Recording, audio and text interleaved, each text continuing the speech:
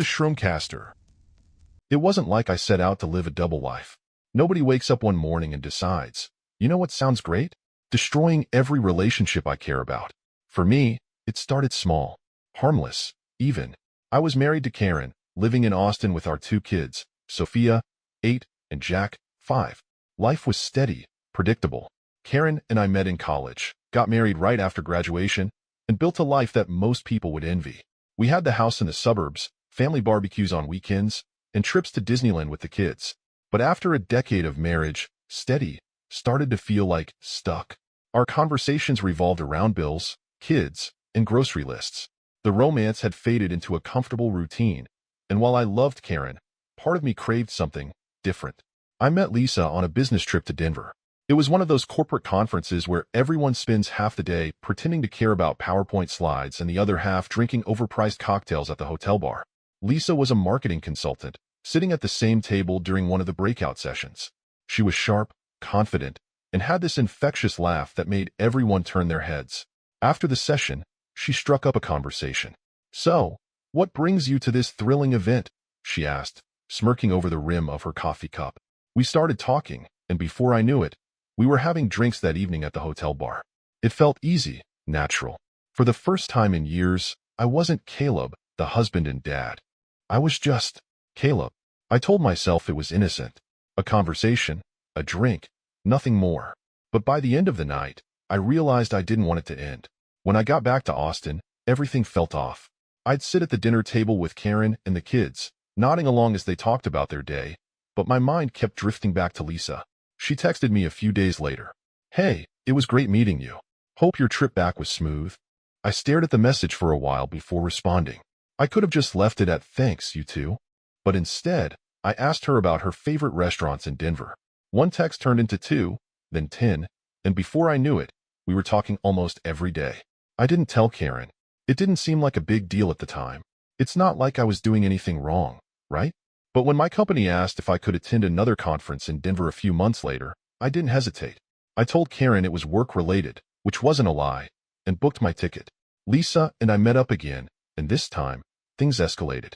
Drinks turned into dinner, dinner turned into a late-night walk, and the walk turned into her hotel room. That night, I crossed a line I couldn't uncross. After that, things snowballed. Lisa and I started seeing each other whenever I was in Denver, and I started finding reasons to go there more often. I told Karen my job required more travel, and she didn't question it, at least, not at first. Meanwhile, Lisa had no idea I was married. I told her my work kept me on the road and that I wasn't ready for anything too serious because of my busy schedule.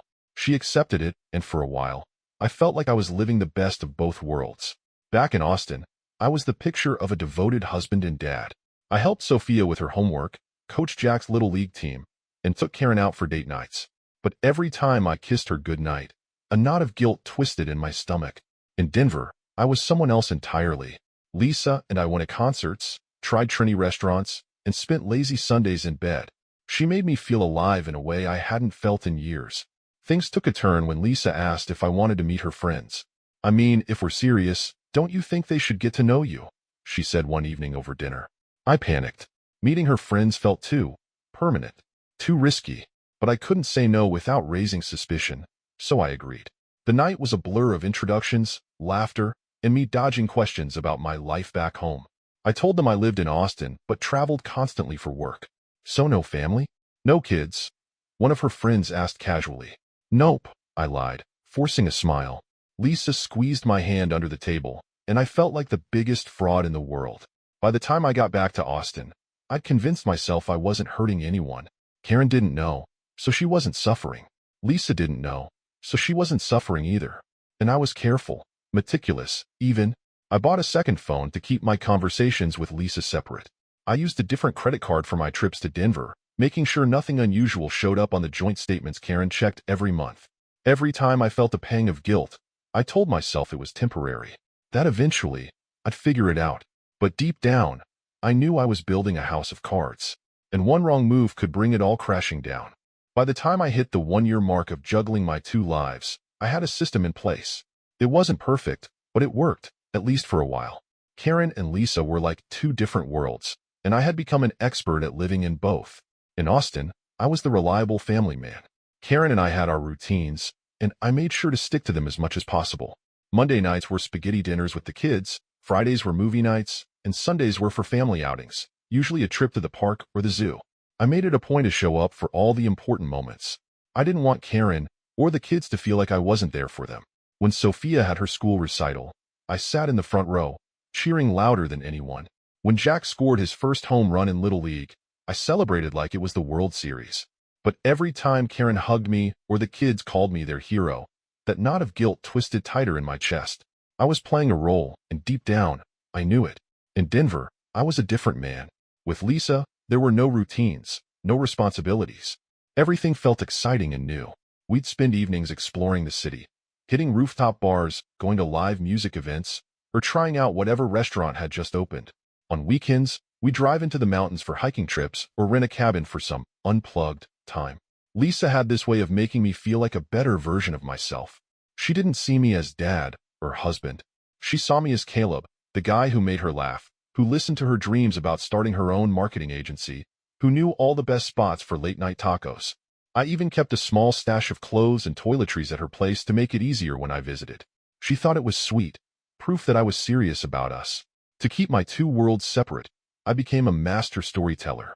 Every trip to Denver came with a carefully crafted excuse. I've got a client meeting that might run late, so I'll have to stay an extra night, I'd tell Karen. Or, there's a conference, but the company's only covering part of the trip, so don't expect a big payout. For Lisa, it was all about my demanding job. The company's short-staffed, I'd say, so I have to pick up the slack. It's exhausting, but it's what I signed up for. I even created fake emails to make it look like my company was constantly sending me to Denver. Just in case Karen ever got curious, I'd have a paper trail ready to go. Managing two lives was like walking a tightrope. One wrong move, one slip of the tongue, and everything could come crashing down. I kept a detailed calendar to track everything. Karen's birthday, Sophia's school events, Lisa's favorite restaurant's anniversary. I made sure never to miss a call or forget a date. If I was in Denver and Karen called, I'd step into another room, saying I needed to take a work call. But it wasn't just about keeping the lies straight. It was about managing the people in my life. Karen was starting to notice how often I was gone. "You've been traveling a lot lately," she said one night while we were cleaning up after dinner. "I don't remember it being this bad last year." "It's just a busy season," I replied, trying to sound casual. "Things should calm down after this quarter." She nodded but didn't look convinced. Lisa, on the other hand, wanted more of my time. "I hate how much you have to travel," she said during one of my visits. "Sometimes it feels like I'm dating a ghost." "I know," I said, kissing her forehead. "I'm working on it. Things will slow down soon." Of course, I wasn't working on it. I was just trying to keep everyone happy long enough to avoid being found out. One day, everything almost fell apart. I'd just gotten back from Denver and was unpacking my suitcase when Karen walked into the bedroom holding a piece of paper. "What's this?" she asked, handing it to me. It was a receipt for dinner at a high-end steakhouse in Denver, the one Lisa and I had gone to the night before. I'd left it in my pocket by mistake. My heart started pounding, but I forced myself to stay calm. "Oh, that's from a client dinner," I said smoothly. The guy insisted on somewhere fancy to discuss the deal. Karen raised an eyebrow. "I thought your company wasn't paying for client dinners anymore." "They're not," I said quickly. "I had to cover it myself. That's why I didn't mention it. It wasn't worth bringing up." She stared at me for a moment before finally nodding. "Just don't forget to file that for taxes," she said, handing the receipt back to me. I barely managed to thank her before she left the room. My hands were shaking as I shoved the receipt into the shredder. Every time I had a close call, I told myself the same thing. You're not hurting anyone. Karen doesn't know, so she's not in pain. Lisa doesn't know, so she's happy. As long as you keep this under control, it's fine. But keeping it under control was becoming harder and harder. The lies were piling up, and every trip to Denver felt riskier than the last. Deep down, I knew I was playing with fire. But I'd come too far to stop now. By the second year of my double life, the cracks in my carefully built facade started to show. Balancing two families wasn't just stressful. It was a full-time job. Every conversation, every text, every little detail had to be carefully managed to make sure neither Karen nor Lisa suspected anything. I thought I had everything under control, but close calls became more frequent. And each time, it felt like I was one step closer to being exposed. One Saturday morning in Denver, Lisa and I were walking through a farmer's market. She stopped to browse some handmade jewelry, and I reached down to check the time on my watch, the one Karen had given me for our 10th anniversary.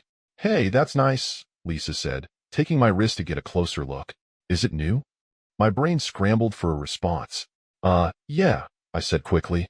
"It's a gift from the company for hitting 5 years." She smiled, apparently satisfied with the answer. But the moment stuck with me. How had I forgotten to take it off before coming to Denver? After that, I made it a point to have 2 watches, one for Austin and one for Denver. Another close call happened when Karen found a dinner receipt in my jacket pocket. "What's this?" she asked, holding it up. My stomach dropped. It was from a fancy Italian restaurant Lisa and I had gone to during one of my trips. "That's from a client dinner," I said smoothly, reaching for it. "We had to wine and dine him to close the deal." Karen frowned. "You didn't mention this when you got back." "I guess I forgot," I said, shrugging. "It wasn't a big deal." Her eyes narrowed. "And you paid for it yourself? I thought your company wasn't covering client meals anymore." "They're not," I admitted. "But the client was important, so I figured it was worth it." She nodded, but the way she looked at me lingered. "Just don't forget to file it for taxes," she said, handing the receipt back to me. As soon as she left the room, I shredded the receipt and promised myself I'd never leave anything incriminating in my pockets again. The scariest close call happened one evening when Lisa called while I was at home. I'd forgotten to switch phones, and her name popped up on my main screen while Karen and I were watching TV. "Who's Lisa?" Karen asked, glancing over at my phone. I froze. My brain raced for an excuse. "Oh, she's on the Denver team," I said, declining the call. "She probably needs something for tomorrow's presentation." Karen nodded, apparently satisfied, but I could feel my heart pounding in my chest. That night, I started putting my second phone on silent and hiding it in the glove compartment of my car whenever I was home. After that series of close calls, I knew I had to be more careful. I made a list of rules to keep myself from getting caught. 1. Never mix up the phones. One was for Karen, the other for Lisa, and they were never to be used interchangeably. 2. Double-check everything. Pockets, bags, wallets. Nothing incriminating could ever be left lying around. 3. Stick to the script. Every excuse and story had to match the persona I'd built for each life. 4. Never let emotions get in the way. Guilt couldn't cloud my judgment. For a while, the rules worked. I got better at keeping the 2 lives separate, and the close calls became less frequent. But the pressure never went away. Despite my precautions, Karen and Lisa both started asking questions. One night at home, Karen said, "You've been traveling a lot lately. Are you sure everything's okay at work?" "Yeah," I replied casually. "It's just a busy season. Things should calm down after this quarter." She didn't push further, but I could tell she wasn't completely convinced. Lisa, on the other hand, was starting to get frustrated. "You're always on the road," she said during one of my visits. "Sometimes I feel like I'm dating a part-time boyfriend." "I know," I said, taking her hand. "I hate it too. But this job is important. Just give me a little more time to get things sorted." She sighed but didn't press the issue. Still, her patience was wearing thin. The biggest close call came when I accidentally overlapped the 2 worlds. I was supposed to be in Austin for Karen's friend's birthday dinner, but Lisa had planned a last-minute weekend getaway in the mountains. I told Karen I had a work emergency in Denver and promised I'd make it up to her. Everything was fine until Karen posted a picture from the dinner on Facebook. It was innocent, just her and the kids smiling at the table. But Lisa saw it and asked, "Why does it look like you're in Austin tonight?" My stomach flipped. "That's an old picture," I said quickly. "Karen likes to post random stuff from her camera roll." Lisa stared at me for a long moment before finally nodding. "You're always so hard to pin down," she said quietly. The guilt hit me like a freight train, but I didn't let it show. Instead, I doubled down, telling myself I just had to get through the weekend without slipping up again. By the end of year 2, I was running on fumes. Juggling 2 families wasn't just exhausting. It was starting to feel impossible. Karen grew more suspicious every time I left for Denver. Lisa grew more frustrated every time I came back from Austin. And I started feeling like I was constantly being watched, like the walls were closing in. I knew I couldn't keep this up forever, but I wasn't ready to give up either life. Not yet. For 2 years, I thought I could keep it all together. 2 families, 2 separate lives, and no one the wiser. But the thing about lies is that they always catch up to you, no matter how careful you think you are. The day it all came crashing down started like any other. I was in Denver with Lisa, enjoying what I thought was a quiet, drama-free weekend. But I didn't know that, back in Austin, Karen had finally started connecting the dots.